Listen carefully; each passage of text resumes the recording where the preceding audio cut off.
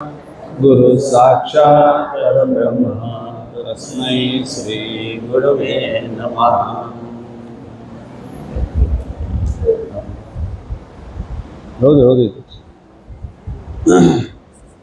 सकाळच्या सत्रामध्ये दीपकदादांनी सांगितल्याप्रमाणे 21 प्रकारचे प्रसाद त्यावेळेला पूजनाला देण्यात येत होते। त्याच्यामध्ये कर्म विमोचन व्हावं ह्यासाठी 21 प्रसाद होते आणि ते कुठले कुठले होते तर कौटुंबिक आणि वैयक्तिक कर्म विमोचन व्हावं म्हणून त्याच्यासाठी 9 प्रसाद होते।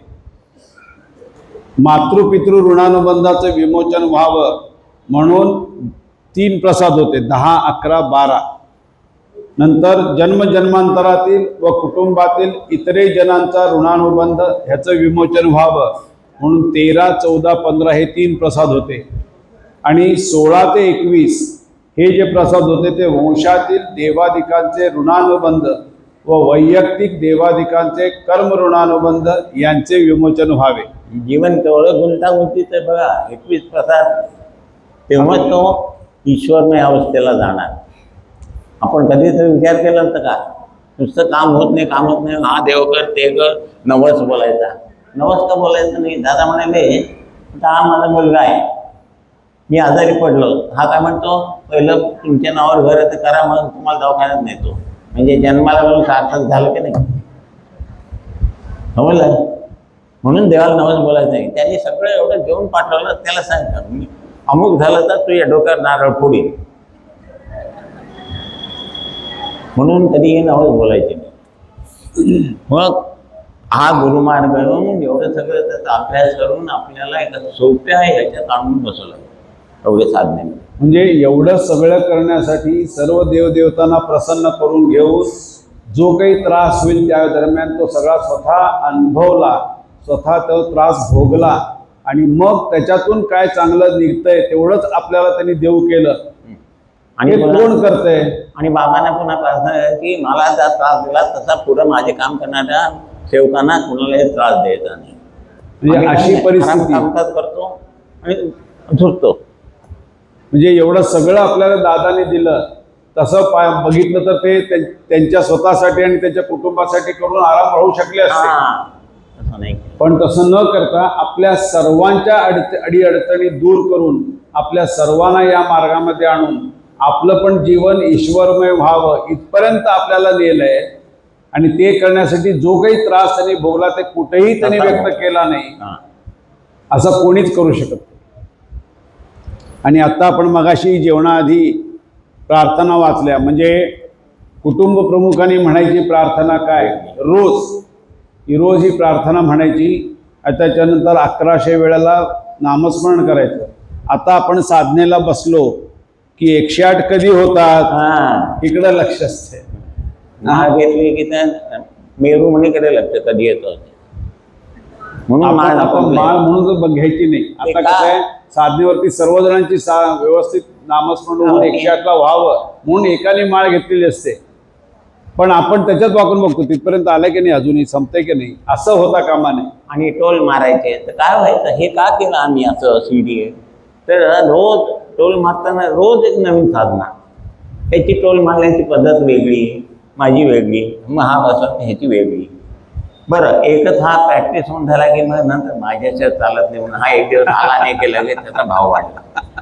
हे असं व्हायला लागलं, हे अनुभवलं। आणि मग काही नाही, आपण ऑडिओ ह्याच्यामध्ये पेनड्राईव्हमध्ये करायचं, करायची, म्हणजे एक झाली म्हणजे तू टोल मार, मी टोल मार, माळ कुठं आहे असं असे डोळ्याने बघायचं, असं काही नाही। म्हणजे सगळ्यात हे अनुभव घेतलेत म्हणून तिथपर्यंत आलोय। आता काय नाही, डोळे बसून बसलात की केव्हा 108 होतात माहीत नाही, म्हणून लक्ष लागतं। म्हणजे साधना करताना जे दादानी जी साधना करून इथपर्यंत सगळं आणलं, तीच साधना त्यांनी आपल्याला दिली म्हटल्यावरती आपणही त्यांच्यासारखे होणार आहे। पण आपल्यामध्ये होईल का नाही, जमणार का नाही, ह्या सगळ्या गोष्टी आल्यामुळं आपण ना तिकडेही जात नाही इकडेही नाही। ह्याला त्रिशंकू अवस्था म्हणाली ती अशी आहे। एक निश्चित पाहिजे, ठामपणे पाहिजे, असं म्हणजे असंच. मग तशा त्या प्रार्थना वाचून, मग घरातल्या सगळ्यांनी त्या प्रार्थना वाचून रोज 1100 वेळेला नामस्मरण ते 108 वरती आणून ठेवलं म्हणजे सोपं झालं ना. मग तेवढं तरी आपल्याला करायला पाहिजे अर्धा तास. हेच त्यांचं दीपकदादांचं म्हणणं आहे की बाकी सगळ्या गोष्टी झाल्या तरी शेवटी साधना आणि प्रार्थना इथपर्यंत आणलंय, तेवढं करा आणि शांत राहा. ह्याच्यासाठी आता हेच मी जे बोललो तसंच काकाने एकदा सेमिनार विजापूर मुलाखतीत सांगितलं. काही नाही रे, सर्वांनी ओंकार साधना आणि प्रार्थना करा आणि थंड बसा असं म्हणाले. माझ्या मित्राच्या मुलाने प्रश्न विचारला मला, काका म्हणाले साधना करा आणि थंड बसा म्हणजे काय, मग व्यापार करायचा का नाही? जेवायचं आणि थंड बसायचं. म्हणाला प्रयत्न करायचेच आपल्याला, आपला व्यापार बघायचा आहे, नोकरी बघायची, ते करायचं. त्याच्याबरोबर आपण जे इकडे तिकडे विचार करतो ना, हे करू का नको, ते सगळ्यापासून थंड राहायचं. नेमकं त्यामुळं ते आम्हाला बोलताना पण कठीण होते की काय नक्की सांगायचं. तुम्हीच सांगितलं की, तुम्हीच सांगितलं. आता 108 वेळाच का आणि 21 वेळाच का? आता आपण महामंत्र 21 वेळेला म्हणतो, तारक मंत्र 21 कशाला, 108 कशाला, 51 का नाही? हा 12 राशी. आपली पत्रिका बघायला देतात त्यावेळेला रास कुठली म्हणता विचारतात, मग ते नक्षत्र विचारतात आणि काय विचारतात, ग्रह अनुकूल आहेत का नाही. तर 12 गुणिले 9 म्हणजे 12 9 अष्टोदश आहे, 108 म्हणून 108 नाम. 12 अधिक 9 किती? 21. बरोबर झालं. म्हणजे 12 राशी आणि 9 ग्रह ज्याच्या अंकित आहेत असं नामस्मरण आपण केलं की ते व्यवस्थित होणार.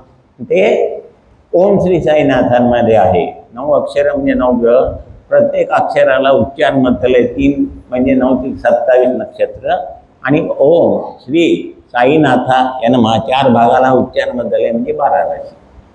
असं ते भविष्य घडवणारं नामस्मरण तुम्हाला दिलंय म्हटल्यानंतर तुम्ही भविष्य विचारायला जायचं नाही, आपलं भविष्य आपण घडवायचं. आणि ते केव्हा घडेल? रोज वर्तमान काळात तुम्ही साधना केली तर पुढचं सगळं भविष्य घडेल. संपलं, आता ह्याच्या पुढे काहीच नाही. म्हणजे नको ना मुलाखत होता. बरं झालं म्हणतं ते, आणखी अर्धा तास झोपून येतो. चला, अशा तऱ्हेने आंघोळ करून झालो. तर अशा तऱ्हेने आंघोळ करून धूप घालून ही प्रार्थना व संकल्प व नंतर 1100 वेळा नामस्मरण म्हणावे लागत असे. प्रथम गोत्राचा उच्चार करणे बंद झाला, नंतर शाखा, नंतर आडनाव, नंतर मधले नाव, नंतर मी याचा उच्चार करणे बंद झाले व आता गुरुबंधू असे झाले. इथपर्यंत आपण वाचन केलं होतं. आता ज्यांना सद्गती मिळाली नाही त्यामुळे कुटुंबात ज्या काही अडीअडचणी भोगाव्या लागतात त्या वंशविमोचनानंतर त्यांच्या इच्छा वासनातून त्यांना सद्गती मिळाल्यामुळे बंद झाले. पण मातृपितृ ऋणानुबंधाचा जो संबंध आपल्या कर्माशी आहे तो विमोचित व्हावा म्हणून 10 ते 12 प्रसाद, 13 ते 15 प्रसाद इतरे जन, आपले कुटुंबीय, आप्तस्वकीय, इष्टमित्र या सगळ्यांशी आपला जो कर्मपरत्वे ऋणानुबंध असेल त्याकरिता आहे.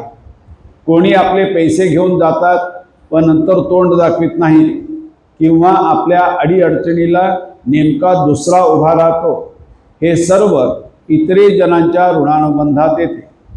ठरवलेल्या तारखेला कर्मविमोचनाचा प्रसाद दिला जायचा, मग संकल्प सोडायचा व दुसऱ्या दिवसापासून सेवा चालू.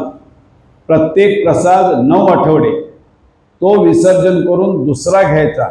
म्हणजे स्वतःच्या जीवनात जे कर्म भोगायचे किंवा अनुभवायचे त्याची पहिल्यांदा शुद्धता व ती शुद्धता झाल्यानंतर त्याला जोडलेले जे ऋणानुबंध आहे ते ठीक करणे म्हणजे मातृपितृ इतरेजन असे 1 ते 21 प्रसाद पूर्ण झाले म्हणजे कर्मविमोचन पूर्ण झाले. हे होत असतानाच दीक्षा दिल्या जात असत. व कारण दीक्षा देण्यापूर्वी देवादिकांच्या ऋणानुबंधाची प्रार्थना दिली होती. त्यावेळी मी म्हणजे दीपक दादा आणि नाव असा उच्चार होता, आडनाव वगैरे नाही. पहिल्या प्रसादात नाव, संपूर्ण नाव, आडनाव, गोत्र, शाखा यांचा उच्चार होता. ते जे कर्म आहे म्हणजे आपण ज्या कुटुंबात जन्म घेतला ते कुटुंब. आडनाव म्हणजे इतरेजन, कारण घराण्यात ते आडनावामुळे जोडले गेले. वडिलांचे नाव म्हणजे मातृपितृ व आपले नाव म्हणजे वैयक्तिक व मग 16 ते 21 देवादिक प्रसाद अशी कर्मविमोचनाची थिअरी आहे. म्हणजे कर्म केवढं डेंजर तेवढ्यासाठी किती प्रसाद द्यावे लागले.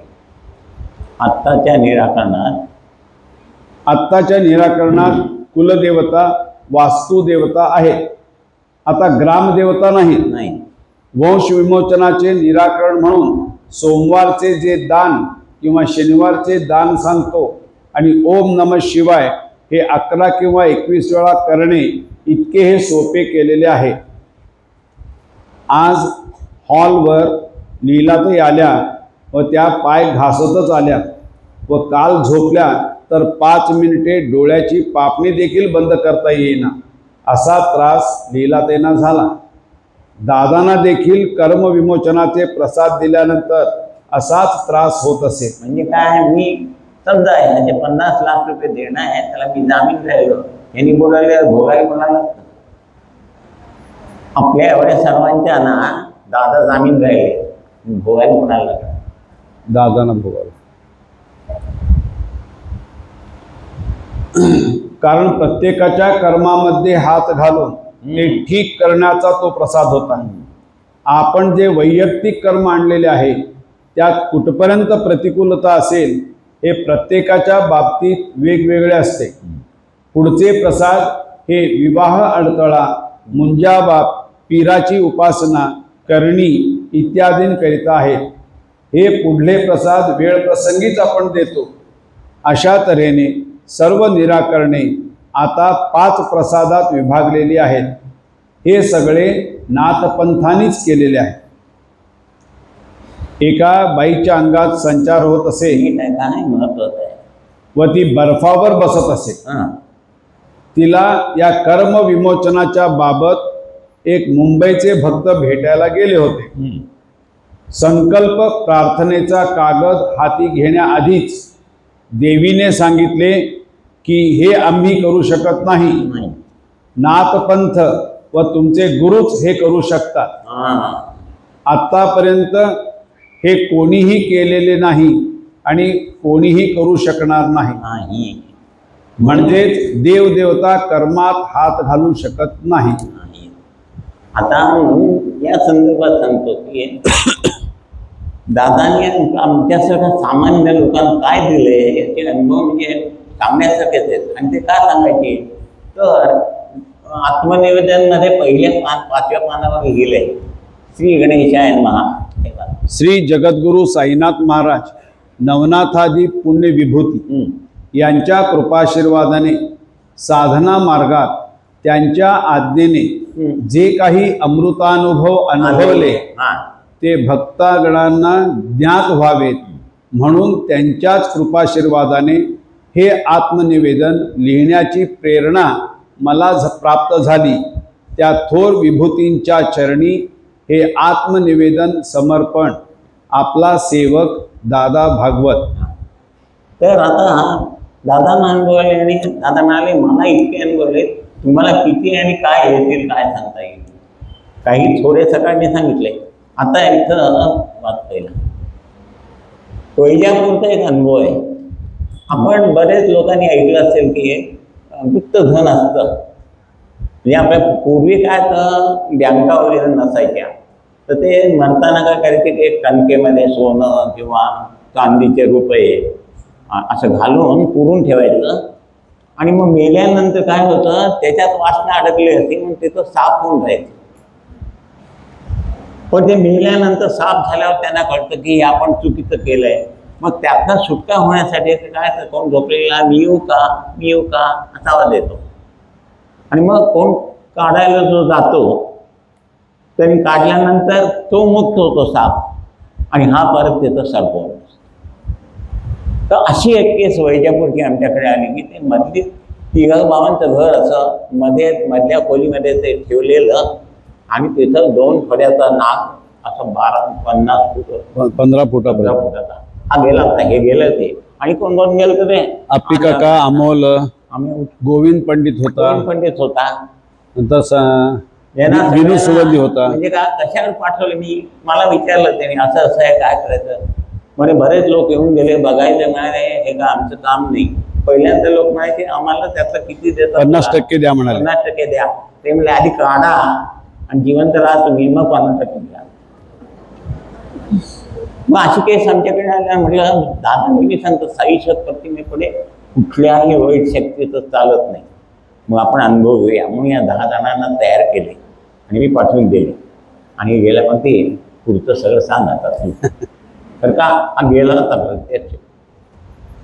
तर वैजापूरला आम्ही इथून गेलो. जाताना मग शिर्डीला दर्शन घेऊन पुढे गेलो. शिर्डीपासून पुढे 100 किलोमीटर. तिथं त्यांच्याकडे गेलो. तर त्यांच्या घरी आम्ही वैजापूरला साधारणतः रात्री 10-10:30च्या नंतर पोचलो. म्हणून मग त्यांनी आम्हाला लॉज बुक करून ठेवलं. म्हणाले तिथं तुम्ही उतरा, कारण आम्ही त्यांच्या घरी जायचं नव्हतं, दुसऱ्या दिवशी सकाळी जायचो.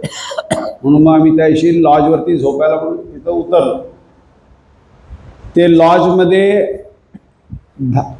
एंटर झालो. त्या लॉजचा मॅनेजर रिसेप्शन काउंटरला होता. तो म्हणाला तुमची व्यवस्था इथं वरच्या हॉलमध्ये केलेली आहे, तुम्ही 10 जण आहेत, 10 कॉट असलेली एक डॉर्मेटरी सारखं आहे, तिथे तुमची व्यवस्था केली आहे म्हणून आला आणि आम्हाला तो घेऊन गेला तिथपर्यंत. पण त्या हॉटेलमध्ये पाय ठेवल्याबरोबर आमच्या अंगावरती शहारे म्हणजे काटा आला. म्हटले हे हॉन्टेड आहे, म्हणजे असं जाणवलं म्हणजे काहीतरी वेगळं आहे. आम्ही सगळे गेलो आणि त्या हॉलमध्ये गेलो. आम्हाला उशीर झाला तर म्हणलं झोपून सकाळी लवकर जायचं आहे. गेलो आणि दरवाजा बंद करायला मग मागं वळून पाहिलं तर तो मॅनेजर तिथं आमच्याकडं बघत थांबला. तो डोळे वटारलेले होते. म्हणजे ते असेल काहीतरी, चला म्हणून दरवाजा बंद केला. दरवाजा बंद करतोय तर दरवाजाला आपण कडीच नाही. मग कडी लावायची नाही. बरं आता आमच्या सगळ्यांच्या बागा, बरं रात्री कोण येते आणि परिस्थिती अशी की जागा अशी आहे. शेवटी आम्ही काय केलं की आमच्या पॅन्टचा बेल्ट काढून त्या लावळला आणि झोपलो. थंडी भरपूर होती. बरं सकाळी उठून लवकर जायचं म्हणून उठून बघतो तर थंडीमध्ये पाणी अतिशय थंड. म्हटलं 2 थांबे इकडं 2 थांबे तिकडे करून आम्ही 10 जण पहिल्यांदा तिथून बाहेर आलो आणि मग त्यांच्या घरी गेलो. त्यांच्या घरी गेल्यावरती ते आमची वाटच पाहत होते. त्यांच्याकडे गेलो आणि म्हटलं की तुमच्या वास्तूमध्ये आम्ही पहिल्यांदा प्रसाद ठेवतो आणि ठेवल्यानंतर मग आपण पुढचं विचारूया. प्रसाद ठेवला तिथं. असा नारळ ठेवला तिथं जमिनीवरती लावला. असं बाजूला होईपर्यंत तो फुटला. मग आणि एक ठेवला म्हणतात तोही फुटला. मग काकांना फोन केला. म्हटलं काका असं असं झालं आणि प्रसाद ठेवला की तो म्हणजे फोडला जातोय. म्हणजे जोपर्यंत फुटत नाही तोपर्यंत ठेवा म्हणाले. मग ते 4 प्रसाद ठेवले तिथं आणि 4ही प्रसाद झाल्यानंतर मग 4था होता व्यवस्थित. मग तिथून त्यांचं शेत आहे, ते शेतामध्ये पण जाऊन प्रसाद ठेवून आलो. आणि मग त्यांच्या घरी आम्ही काय पाणी नाही, काय चहा घ्यायचं नाही, काय नाही. मग आमचं म्हटलं आमचा आपणच नाश्ता करूया. पहिल्यांदा ते प्रसाद विसर्जन करायचे म्हणजे फोडून वगैरे ह्याच्यामध्ये टाकायचे ते उकिरड्यामध्ये. ते सगळं झालं आणि मग मी जेवण करून मग त्यांनी आम्हाला सांगितलं की आजची एक रात्र त्या हॉटेलमध्ये काढा, उद्या तुम्हाला दुसरीकडे व्यवस्था करतो म्हणून आधीच सांगितलं होतं.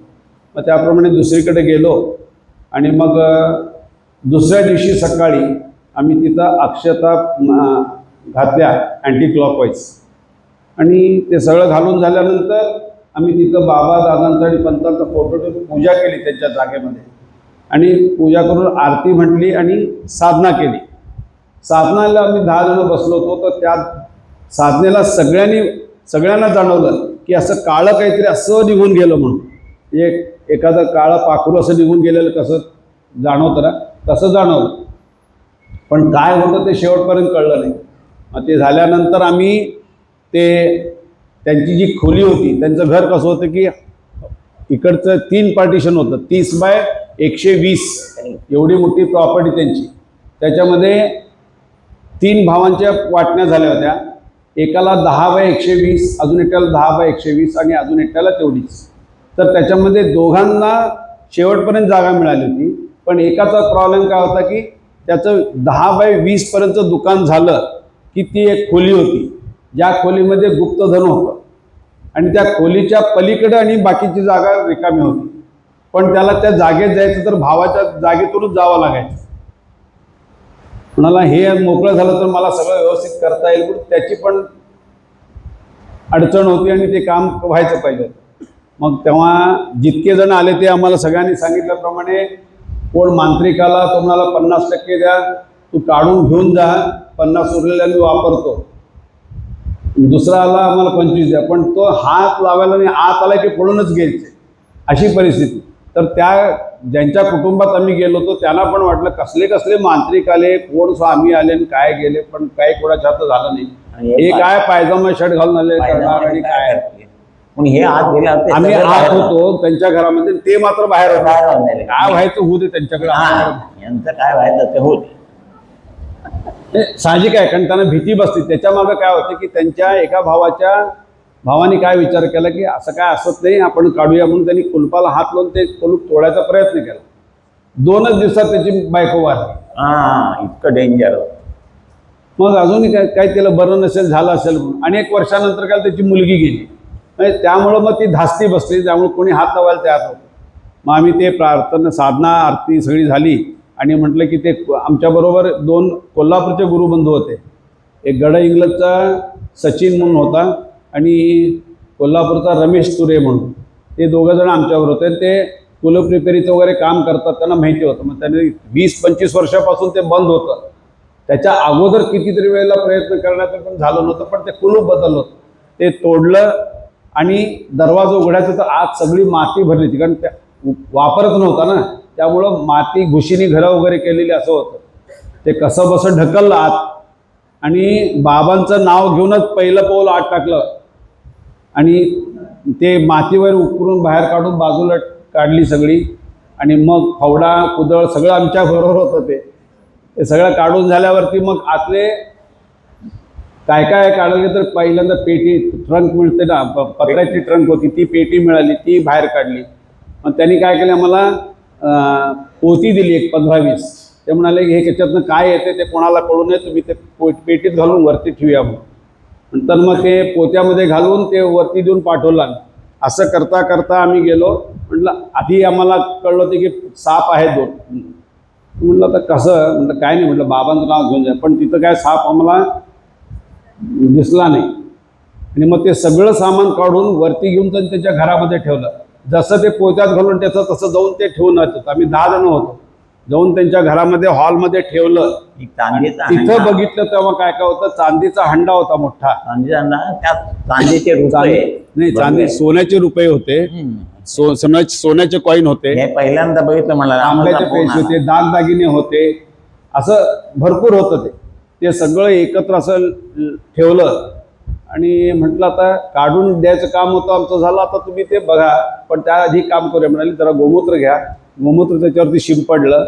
मग तुळशीपत्र वाहिलं आणि प्रार्थना केली की ही जी संपत्ती मिळालेली आहे ह्याचा यांना लक्ष्मी म्हणून उपयोग होऊ दे, अशी प्रार्थना करून त्यांना सुपूर्द केली. आणि म्हटलं आता मी निघतो, आमचं काम झालं. नाही तसं करू नका, आम्ही 3 भाऊ आहे, आम्हाला 3घांची वाटणी करू देत. ते आमचं काम नाही आहे. वाटणी बिटणी तुमची तुम्ही करून घ्या. तुम्ही कमी दिलं, जास्त दिलं, ते कोण सांगितलंय? तुम्हाला पाहिजे तर घ्या. आणि यातलं काय पाहिजे ते म्हणलं आम्हाला काही नको, आम्ही निघणार आता.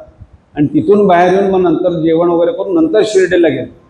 आम्ही जाताना शिर्डीला गेलो तेव्हा आम्हाला मुखदर्शन झालं होतं फक्त बाबांचं. आत लाईन फार होती त्यामुळं उभं राहून झालं नाही. पण जेव्हा आम्ही तिथून निघालो, रात्री जाऊन झोपलो तिथंच होतं त्याच गावामध्ये. पहाटे 6-6:15 तिथून निघालो. 7:30ला शिर्डीला पोचलो. 7:30ला बाबांच्या दर्शनाला गेलो तर गर्दीच नव्हती. व्यवस्थित दर्शन झालं, समाधीचं दर्शन घेतलं. त्यांनी आम्हाला प्रसाद वगैरे व्यवस्थित दिला आणि तिथून बाहेर आलो. तेव्हा आमच्यावर अप्पी काका सोगंद ते म्हणाले, ते जाताना आपल्याला बाबा म्हणाले आधी ते काम करायचं, तिकडे जावा म्हणाले ते, पण आपण इथं दर्शन घेऊन गेलो आपल्याला ही ताकद पाहिजे. आधी ते काम संपवल्यानंतर बाबा खुश झाले की नाही, तसं आहे म्हणाले. जाताना तुम्हाला काय देतो म्हणाले? ते म्हणाले आम्हाला जाताना तुम्हाला काय ह्याच्यातलं घ्यायचं ते तुम्ही घेऊन, आम्हाला काही नाही. मग ते म्हणाले आम्हाला काहीतरी तुम्हाला द्यायची इच्छा आहे, मग ती आम्ही तुम्हाला एक एक पाकिट देतो. तर आम्ही काय केलं की प्रसाद फोडून उकिरडा टाकून शुद्ध झाल्यावरती आम्ही त्यांना बसून कार्याबद्दलची माहिती सांगितली, किंवा कार्य कसं आहे, कसं काय करायला लागतं, साधना का करायची, प्रार्थना का वाचायची, सगळं त्यांना समजावून सांगून तिथे 1-2 तास गेले. मग तिथून मग आम्ही आलो होतो. मग त्यांनी आम्हाला सगळ्यांना एक एक पाकिट दिलं. आता मग काकानं म्हटलं काका काही घ्यायचं नाही म्हणाल तर काय, त्यांच्या मनासाठी सांगितलं ना त्याने घ्या, पण ते घेतल्यानंतर त्यांना काही बोलू नका.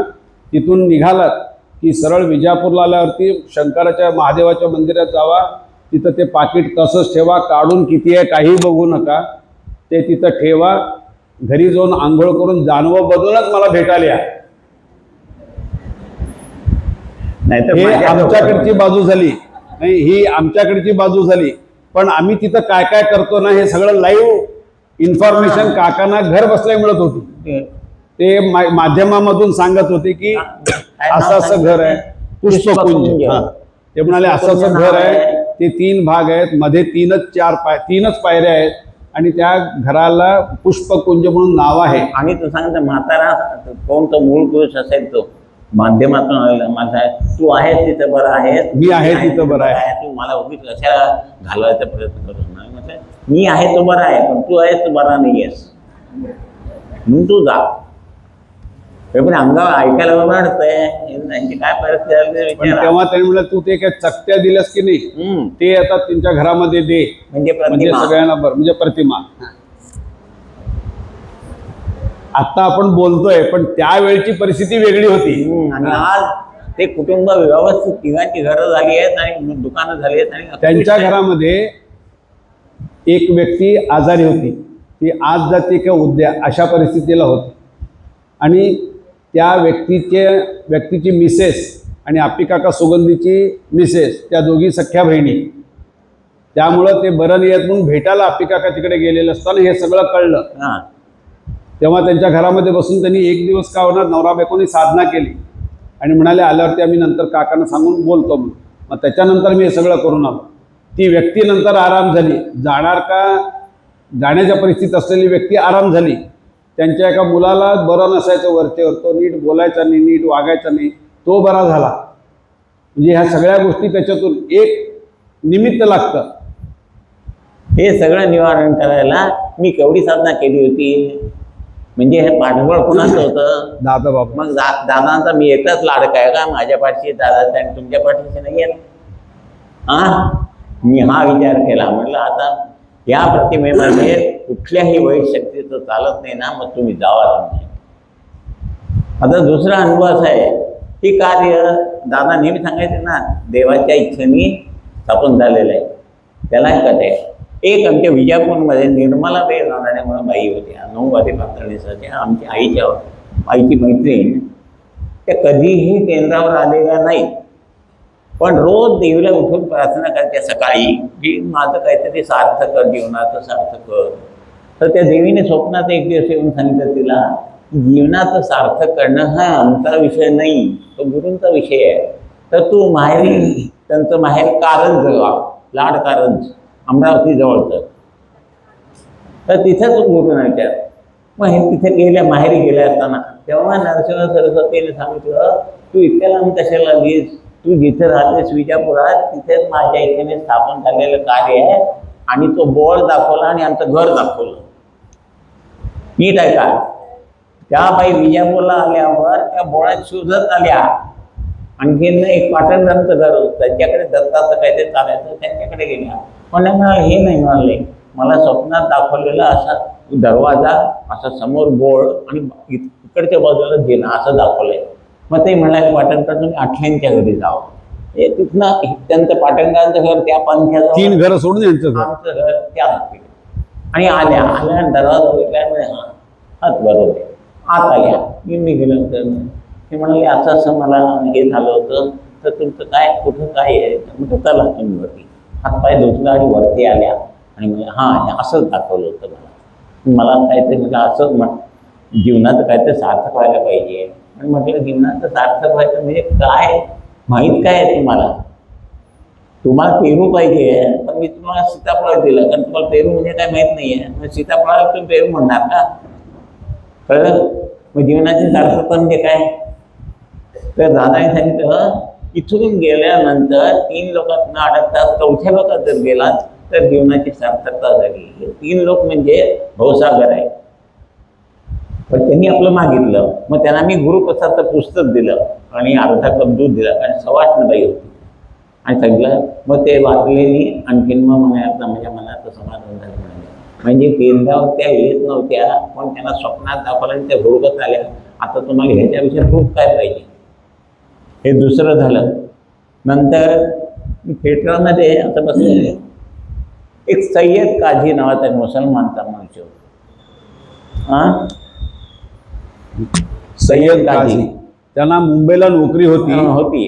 कारण त्याला सौदी अरेबियाला नोकरी मिळाली आहे, म्हणून तो मुंबईहून विजापूरला आई वडिलांना सांगून तो जाणार होता. आणि सोलापूरहून गाडी बदलताना त्याची बॅग कोणीतरी मारली. त्या बॅगेमध्ये पासपोर्ट, ते सगळी याची सर्टिफिकेट, ऑर्डर, त्यांनी नोकरी सोडून आली ती, तिथलंच एक्सपिरियन्स सर्टिफिकेट, हे सगळं त्याच्याकडे होतं. म्हणजे असलेली नोकरी गेली होती आणि दुसऱ्या नोकरीला जाणार होता, पण ही बॅगच हरवली म्हणजे सगळंच गेलं की. मग पासपोर्ट नाही म्हटलं, माझा भाऊ मोठा पासपोर्ट काढायचं काम करायचा. पण तो थिएटरात विचारायला लागला की असं असं माझं झालंय. माझा भाऊ म्हणाला, पासपोर्ट मी नवीन काढून देईन तुला, पण 3 महिने टाईम लागतील आणि जॉईनिंगचा टाईम आहे तुला 2 महिने. आता ऑलरेडी 1 महिना संपला, मग काय करायचं? माझा भाऊ म्हणाला, देवावर विश्वास आहे का? तो विचार म्हणाला आहे, कारण आता असणारच. आग लागली होती ना, माझ्याकडे आला. मी त्यांना म्हटलं, देवावर विश्वास आहे का? हो ना. त्याला घेतला, घरी केंद्रावरती आलो. संध्याकाळचे 4:30-5 वाजले होते. हातपाय धुवून त्याला वरती नेलं. हॉलमध्ये उद्बत्ती लावली, बाबांच्या पुढे नमस्कार केला. बाबांनी म्हटलं, याची बॅग हरवली आहे, मी त्याला प्रार्थना देतो हिंदी, त्याचं काय करायचं तुम्ही बघा. हिंदी प्रार्थना दिली, त्यांनी मनापासून वाचली. तुम्ही आश्चर्य वाटेल, 7व्या दिवशी फोन आला. त्याच्यामध्ये ॲड्रेस होता, पैसे काही नव्हते आणि त्या माणसाला सुदृढी झाली. तो मला पासपोर्ट आणि याची ऑर्डर आहे, त्याचं नुकसान करण्यापेक्षा हेल्प करूया. म्हणायचं पोलिसांना घेऊन नको तुझी बॅग मारली म्हणून. तो म्हणा, पोलिसांना नाही रे बाबा, तुला 100 रुपये आम्ही 1000 रुपये देतो. आणि आणून दिली. संध्याकाळी एवढे लाडू घेऊन आला घरी. थोडे शशिका कुठे आहे? शशिका म्हटलं इथंच आहे. काय झालं? तसं काम झालं. म्हटलं याचे 2 लाडू ठेव आणि बाकी सगळे तो घरी घेऊन जा. ही झालेली होते. तो काही कामकाजाला आला नव्हता, पण त्या माणसाने म्हणजे मुसलमान असतात तरी त्याचं काम झालं. दादा काय सांगते, तुम्ही कोणाची त्या डिफिकल्टी ऐकल्याबरोबर थांब, आता मी आंघोळ करून देतो, धोतर नेसतो आणि मग बुद्धी देतो असं म्हणू नका. लगेच त्या क्षणी जे आठवतंय ते तुम्ही करा. हे केव्हा होईल? कर्म सेवम केलं असेल तर. आणि कर्म संचित केलं असेल तर काय होईल? म्हणजे कर्मसेवन म्हणजे काय? माझ्या खिशात आता 10,000 रुपये आहेत, समजा विश्वास म्हणाले 1000 रुपये दे म्हणजे पटकन काढून देत आहे. पण बँकेत आहेत ते कसे? उद्या सकाळपर्यंत थांब. म्हणून तुम्ही जे पूर्वी ते विधी करत होता त्याचं कर्म संचय होत होतं, म्हणून तुम्हाला वापरता येत नव्हतं. साधना करून ते कर्म येते. तुम्हाला सेवन करायला लावलं ते तुमच्या खिशात म्हणजे रक्तात असल्यामुळे इथून संवेदनाने त्याचं काम आलं लक्षात. मग झालं त्याला ते फ्रेम करून ठेवली ना, ती एक प्रार्थनेची फ्रेम करून ठेवली ना त्याला. हां हां, तसं ह्याचं झालं. आला काळ म्हणजे ती काळ वेळ बघायची नाही. संध्याकाळी ते 5 वाजले होते आणि त्याचं काम झालं. दुसऱ्या दिवशी तो आला. म्हणजे तुम्हाला सुद्धा असं कोणी आलं की त्याला काय तर तुम्हाला सुद्धा सांगायचं तर चांगलं होऊ दे, मग उद्देशाने सांगितलं त्यांचं काम नक्की होतं आहे. नंतर मौलासाहेब म्हणून आमच्या थिएटरमध्ये पाईप फिटर होता, तो मुसलमानाचा. त्याची पण मेवणी बाळणपणाला आली होती आणि त्या डॉक्टरने सांगितलं, आता डॉक्टरांचं नेहमीच आहे की सिरियस आहे बघा, जरा काय करायला पाहिजे? सिझरिंग करायला. सिझरिंग 40,000 रुपये बिल. म्हटलं ह्याच्या अंगावर काटा आला आणि सिझरिंगला परवानगी कशी देणार? त्याच्या मेवण्याची बायको होती. बरं त्यावेळेला फोन बिन असे नव्हते लवकर, तर काय करतं? मग माझ्याकडे आला. थिएटरात बसलो होतो मी. असे संध्याकाळी 4 वाजले होते. मी म्हटलं काय करायचं? आणि मी हे कसं घेतलं प्रश्न की दादा सांगतात ना आपण अनुभव घेऊ. मी म्हटलं थांब जरा. मी घरी गेलो, हातपाय धुतले, बाबांच्या पुढे उदी ठेवली, घेऊन आलो उदी आणि म्हटलं ही घे, हॉस्पिटलमध्ये जा. आणखीन ते स्ट्रेचरवर आहे आता. स्ट्रेचरवरनं हा हो म्हणाला, ऑपरेशन करायला सही केला की आत न्यायची. पण त्याच्या आधी म्हटलं पाण्यात घालून उदी दे. आणि त्यांनी गेलं पाणी घालून उदी दिली आणि अजून डॉक्टर घेऊन आत घ्यायला वेळ होता.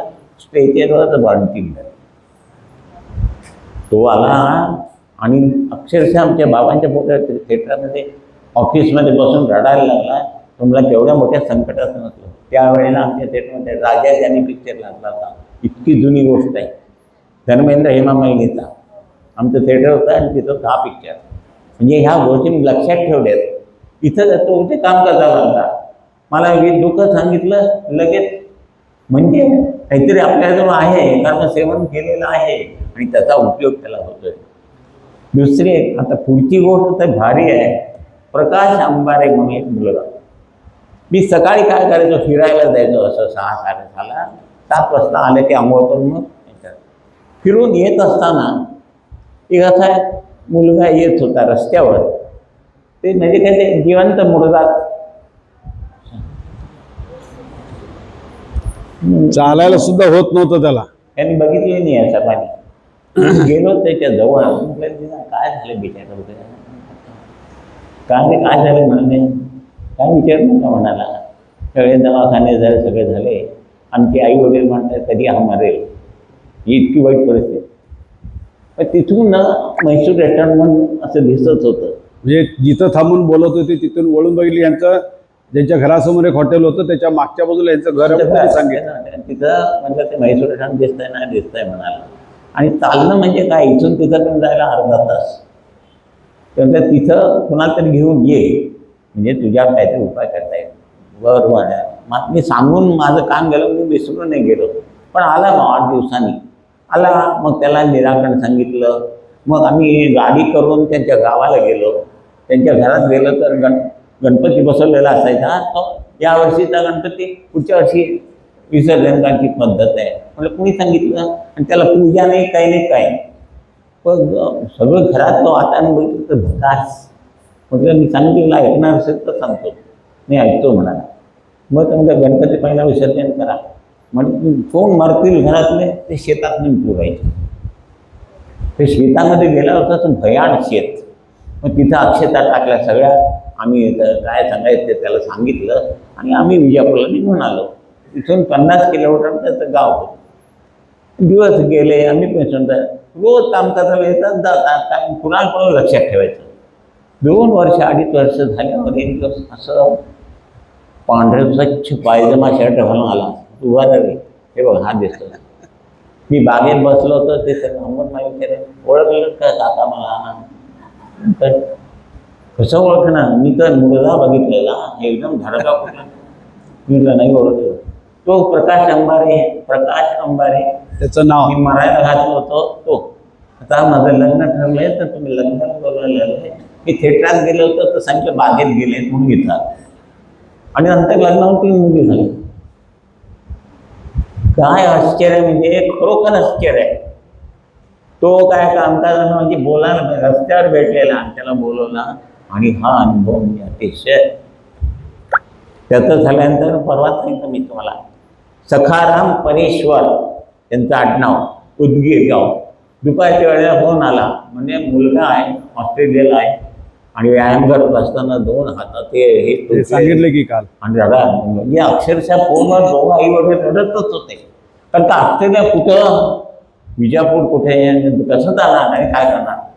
तेवढे तुम्ही काळजी करता. सोमवार होता 11 रुपये ते सांगितलं मी तुम्हाला. त्याला बरं वाटलं. आणि नंतर आता तुम्हाला एक मोठा अनुभव सांगताय लंडनचा. आम्ही सगळे लंडनला गेलो होतो. मग जाऊ संदीप आहे का रे इथं. संदीप नाही दुकानात येतो. संदीप म्हणजे माझा जावई. तो मी आमचं बनवका भाऊ आणखीन कोरडे हे सुनंदा आई निलेश कोरडे आणि त्याच्या आई वडील म्हणजे माई आणि बापू अशा 6 जण गेलो होतो. 8 जण. 8 जण. मग तिथे गेलं उन्हाळ्यांच्या केंद्र होतं. तिथे गेलो. मग त्या निलेशची कोणती मैत्रीण होती, तिथं काहीतरी कामकाज होतं, पण तिथल्या लोकांचं काय सांगितल्याबरोबर त्याच्यावर विश्वास ठेवतात, त्याच्यामध्ये हे करत नाही, चिकित्सा करत नाही. चिकित्सा करत नाही. मग आम्ही असं 11:30 वाजता 12 वाजता असे गेलो होतो मुलांच्याकडे. तिथं काय की हा पाणी वगैरे सगळं झालं. तेवढ्यात तिचा फोन आला की म्हणाले तू म्हणाल होतास ते तुमचे ते आलेत का, विजापूर येणार होते, तर निलेश वाटतं बोलले हो आलेत म्हणाले. मग माझ्याकडे काम माझं व्हायचं ते करतील. निलेशने मला सांगितलं. त्या दिवशी संध्याकाळी आम्ही गार्डन बघायला जाणार होतो आणि सगळी तिकीटं काढलेली होती. माझं सांगायचा उद्देश काय आहे, तुम्ही असतात तर काय केलं असतं, कामकाज केलं असतं का गार्डन बघायला गेलं असतं? गार्डन बघायला गेलं असतं. कारण का लंडन काय आम्ही उद्या सकाळी इथं गेलं की पावसाचं लंडन नाही आहे. पण मी सांगितलं संध्याकाळी जायचं आपण कॅन्सल करूया आणि त्याचं कामकाज करूया. असं का सांगितलं असेल तर दादाने आम्हाला एकदा सांगितलं, दादा फिरायला निघाले होते, एक मनुष्य काहीतरी विचारायला आला, तर दादाने त्याला सांगितलं उद्या सकाळी येईल. बरं म्हणाले तो. मग दादा फिरून आले आणि संध्याकाळचे 2 करताना 7 वाजता बसले आणि तसं म्हणाले, तर बाबा म्हणे मी आलेल्याचं काम करतो आणि तू गाव भरत बस. कळलं का? म्हणजे दादानी हे सांगितलं हे होतं. सांगितलं होतं म्हणजे आम्हाला पिन नव्हती ती, हे लक्षात ठेवलं होतं मी. म्हणजे संध्याकाळी आपण जायचं नाही. मग माझा जावई होता आता संदीप मुलांच्याकडे होतो आणि तिथे केलं होतं. मग नारळ घेतला, निलेश आणि तो दोघं. निलेश पण होता. त्या नारळ घेतला, तो अभिमंत्रित करून दिला आणि तिच्या वास्तूमध्ये ठेवून तो फोडायचा होता. आता वास्तविक शनिवारी नारळ ठेवायचा आणि रविवारी शनिवारी फोडून रविवारी अक्षर टाकायची. पण आमच्याकडे एवढा वेळ नव्हता म्हणून बाबांना प्रार्थना केली इमर्जन्सी. मग या दोघांनी सांगितलं जावा आता तुम्ही. 4 वाजता ते गेले, 1 तासाने पोचले. तिथे म्हटलं अर्धा तास नारळ ठेवा, फोडा, बाहेर टाकून सगळं करून बाबांची प्रार्थना मग अक्षर टाकून आलो. 8व्या दिवशी तिचा फोन आला, माझं काम झालं म्हणून. ते सुनंदा सारखी आहे, उभा होता, उभा होती, तिला माहिती आहे. तिच्या नवऱ्याबरोबरच गेलो होता मी लंडनला. हे सगळं खरं सांगितलं आहे ना. आता ह्याच्यापेक्षा अनुभव देवाने काय द्यायला पाहिजे तुम्हाला. मी तर अनुभव नको म्हणतो होता. इतके अनुभव येतात, पण दुसऱ्याचं कल्याण करायचं आणि आपण साधना करायची ही भावना पाहिजे. तेवढंच करा, तेच तिचं कामाला येणार आहे. पैसा काय येणार नाही. आणि जाताना आधी एवढा सोन्याचा गोळाचा घट्ट घेऊन जीव गेला तरी असं होणार. पण हे जे पुण्य केलेलं हे सत्कर्म तिथं आपल्याला करणार.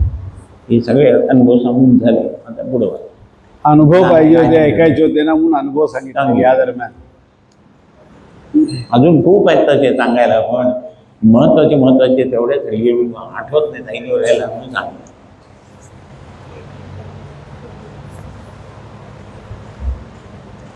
म्हणजेच देवदेवता कर्मात हात घालत नाही. त्यामुळं देवापुढं नवस बोलायचे नाही, उपास करायचे नाही आणि तपास करायचा. हा, ते चिकित्सा म्हणून शब्द म्हणूनच म्हटलं, चिकित्सा करायची नाही. ते फॉरेनमधले लोक चिकित्सक नाही आहेत. हा, एवढा विश्वास ठेवला की ते फायनल ठेवणार.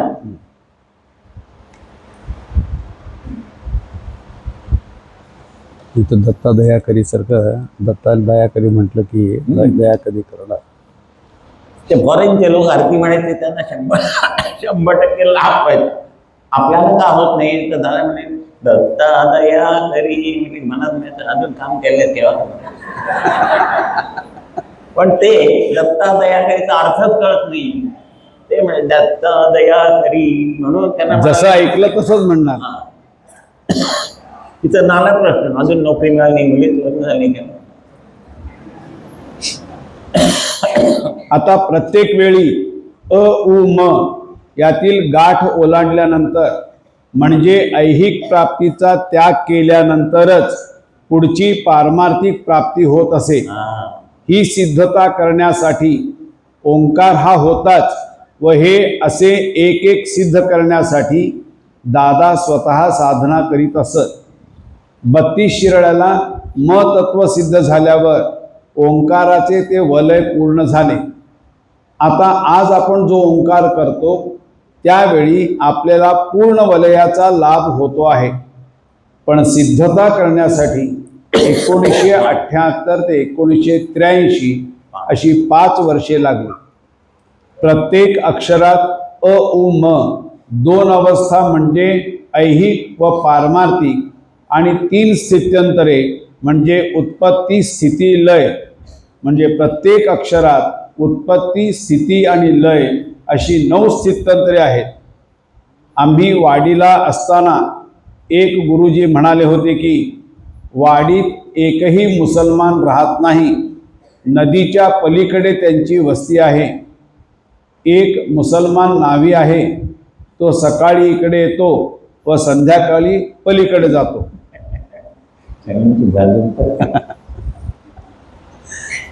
दादांनी एकदा सांगितले की आदिलशहानी स्वामींचा मोठा मानसन्मान केला व गावे इनाम दिली. विजापूरला त्यांच्या पादुकांची स्थापनाही केली. तर त्यांच्या म्हणजे पलीकडच्या गावामध्ये पीराचा उरूस होतो. त्यावेळी त्यांची संदल इथपर्यंत म्हणजे वाडीमध्ये येते व प्रदक्षिणा करून जाते, हे आम्ही बघितलेले आहे. पण येथील ब्राह्मण मंडळी पलीकडच्या पीराला जात नाही. जर ती ब्राह्मण मंडळी पलीकडच्या पीराला गेली तर त्यांना समृद्धी आहे, पण असे न करण्यामुळे यांना कितीही पैसा मिळाला तरी हे दरिद्रीच. अशा तऱ्हेने महारुद्र झाल्यावर पुणे, आग्रा व फतेपूर सिक्रीला आम्ही गेलो. उत्पत्ती स्थिती व लय म्हणजे रुद्र. ओंकार शक्ती प्राप्त झाली, पण त्याची धारणा करायची होती. ती कोणत्या प्रकारे होईल हा विचार होता. ओंकार शक्ती प्राप्त झाल्यानंतर संमेलने घेऊन सगळ्यांना ओंकाराची दीक्षा दिली आणि साधना करायला शिकवली. म्हणजे शक्ती दादांच्या जवळ होती व आपण नित्याने साधना करून आपली माध्यमे विकसित होऊ लागली. कारण शक्तीपीठ स्थापनेला फूल विकसित झालं की वास येतो. तसं तुम्ही विकसित झाल्या तुमच्याकडे परमात्माचा वास यायला पाहिजे. आता परमेश्वर दाखवायचा कसा? गुणाने. तो मनुष्य वकील छान बोलतो, कधी कोणाला दुखवत नाही, तो देव माणूस आहे. आता ऐकतो की नाही आपण? ते झालं म्हणजे जीवन ईश्वरमय झालं. तेवढं केल्याशिवाय इथून जाता येत नाही. पण काय गोड बोला, sweet words cost nothing but they pay everything. पण त्याने नाही तरी टोचून बोलायचं. असं का? त्याला फरक पडत नाही. राधा हे तिचं हे आहे, बरोबर बघून ठेवलंय मी. हास्य आहे माझ्याकडे. दादानी सांगितलेलं आहे, हास्य मुद्रा ठेवण्यासाठी चेहऱ्याचे 19 स्नायू काम करतात, तर गंभीर मुद्रा ठेवण्यासाठी जास्त स्नायू म्हणजे 42 स्नायू काम करतात. म्हणजे गंभीर असताना जास्त शक्तीचा उपयोग करावा लागतो. दुरुपयोग होतो. तीच शक्ती आपण दुसऱ्यासाठी वापरू शकतो. शक्ती कमी खर्च कशी करायची हे शिकण्यासाठी परमार्थ आहे. हास्य मुद्रेमुळे शक्ती संचय होते व त्यामुळे आपला विकास होईल. श्री सद्गुरुनाथ दादा महाराज.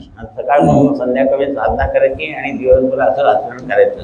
आणि म्हणून काय आमचं काय म्हणजे 100 रुपये जमा करायचे आणि 120 खर्च करायचे. म्हणजे कुठं असतो आपण लक्षात आलं नाही. म्हणून ठीक आहे. म्हणून काय काय महत्वाचे ते वेळोवेळी काढून ठेवले. फेब्रुवारीपासून तयार करताना आत्ता सांगितली सगळ्या तयारी आमची. ओंकार शक्ती प्राप्त झाल्यानंतर संमेलने घेऊन सगळ्यांना ओंकाराची दीक्षा दिली आणि साधना करायला शिकवली. म्हणजे शक्ती दादांच्या जवळ होती व आपण नित्याने साधना करून आपली माध्यमे विकसित होऊ लागली. कारण शक्तीपीठ स्थापनेला त्यांचे सहाय्य हवे होते. याआधी आपण साधना करीतच होतो, तर ती शक्ती स्वतःचे ठिकाणी धारण करून भक्तांना दीक्षा देऊन शक्तिपीठ स्थापना कशी करायची याचे गणित समजून घेण्यासाठी स्वामींनी दादांना फतेपूर शिकरीला जायला सांगितले. तिकडे त्यांनी काय सांगितले की हा 10 दिवसांचा विधी आहे, तिकडे मी काही येणार नाही, कारण हे काम नाथपंथाचे आहे. तसेच वाडीचे कार्य होते तेव्हा बाबांनी सांगितले की ते दत्तक्षेत्र आहे, सांगितले तसे करा. पुढचे जे काही आहे ते मार्गदर्शनाप्रमाणे करा. तेथे आमचे काही काम नाही म्हणून आम्ही येणार नाही. जसे पहिल्यांदा दादा औदुंबरला गेले तेव्हा बाबांनी सांगितले की जे 3 दोष म्हणजेच विद्यानाश, संततीनाश आणि संपत्तीनाश आहेत त्यांच्या परिमार्जनार्थ जे साधन सिद्ध करायचे आहे त्यासाठी औदुंबरला जा. तिकडे गेल्यानंतर तिथल्या मार्गदर्शनाप्रमाणे पुढची सेवा सुरू झाली. तसे इथे बाबांनी सांगितले की वाडीला जायचे व तिथल्या मार्गदर्शनाप्रमाणे करायचे. तर 1977 साली डिसेंबरला पहिले प्रायश्चित्त हवन झाले व त्यानंतर 4-5 हवने झाली. म्हणजे जुलै 1978 मध्ये गुरुपौर्णिमेला हवन होते. त्याच्या आदल्या दिवशी सलीम बाबांचे आगमन झाले. ते म्हणाले की तुम्हाला वाटत होते की आम्ही येथे प्रवेश करू शकत नाही. हे स्वामी माझे दोस्त आहेत, इनके पास सब है, लेकिन वो ऐसे करते हैं कि लोगों से दूर रहते हैं. म्हणजे हे संन्यास घेतलेले असतात व त्यांच्याकडे खूप शक्ती असते, पण ती सहजासहजी लोकांपर्यंत गेली किंवा देता आली व घेतली तर उपयोग आहे. त्यांच्याप्रमाणे प्रखर तपश्चर्या किती लोकांना करता येणार आहे? कोणालाही करता येणार नाही.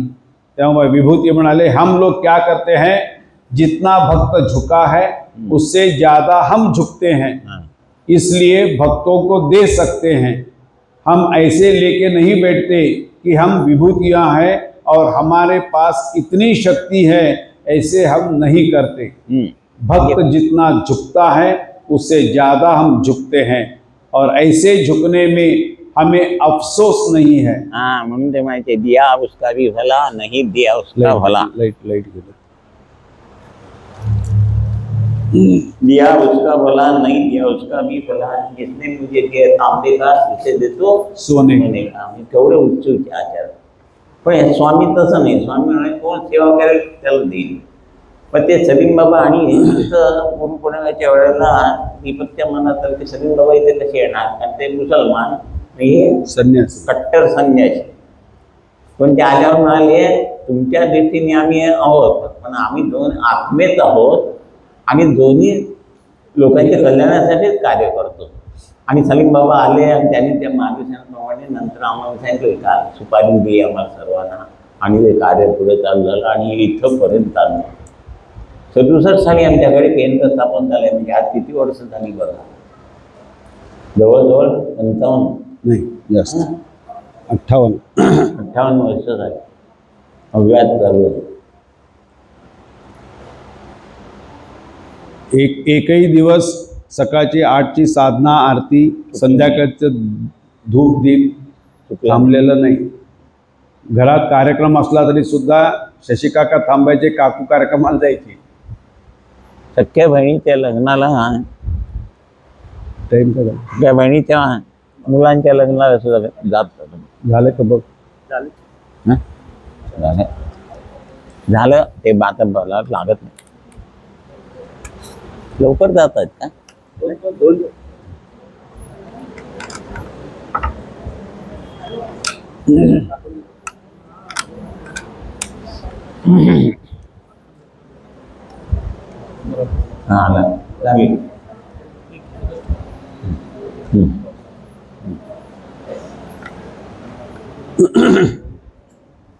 देहामध्ये जैसा भाव तया तैसा अनुभव. इतकं जपलं पाहिजे आपल्याला. शेवटी एक वेळ अशी येते हे सगळं नको, आता फक्त गुरु आणि आपण. पण ते लवकर आलं तर बरं ना, हा उशीर आहे.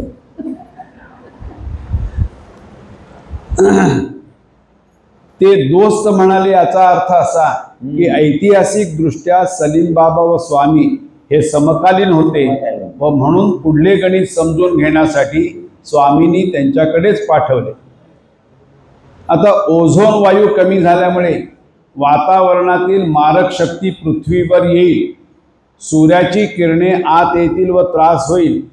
तर ओझोन वायूचा हा जो स्तर आहे तो कसा प्रस्थापित करायचा, हे काम किती खर्चाचे आहे, याआधी हे वातावरण खराब केले ते देखील खर्चाचेच काम होते. हे सर्व करण्याआधी गुरूंची योजना होती. ओझोन असो वा नसो, पण पृथ्वीच्या भोवती संरक्षक वलय पाहिजे. आज्ञा झाल्याप्रमाणे दादांनी ही केंद्रे स्थापन केलेली आहेत. मुंबई व गोवा 360 मैल म्हणजे मुंबई, पुणे, कराड, बेळगाव आणि गोवा या भोवती वर्तुळ काढले तर त्याचा व्यास 360 मैल.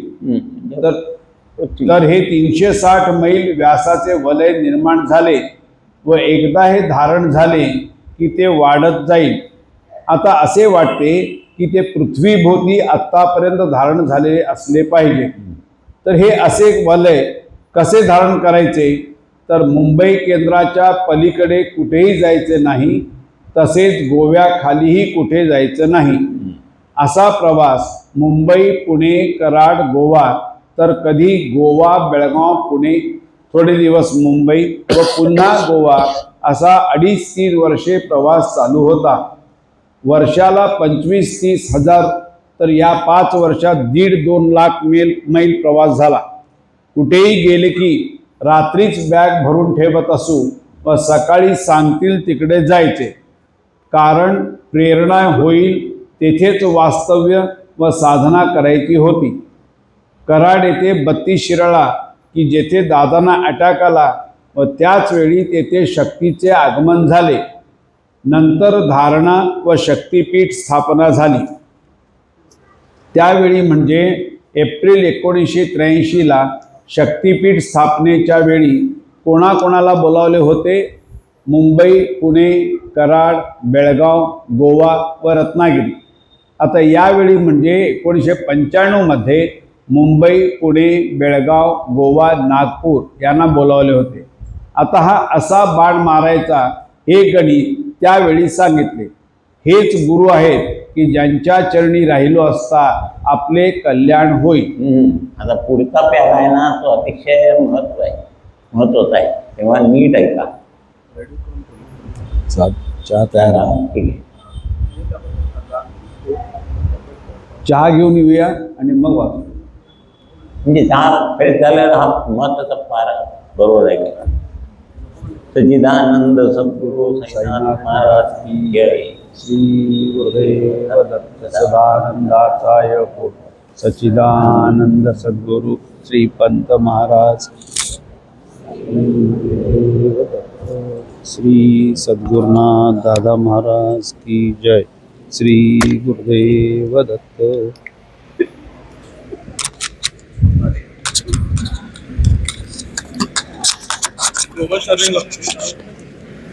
मोबाईल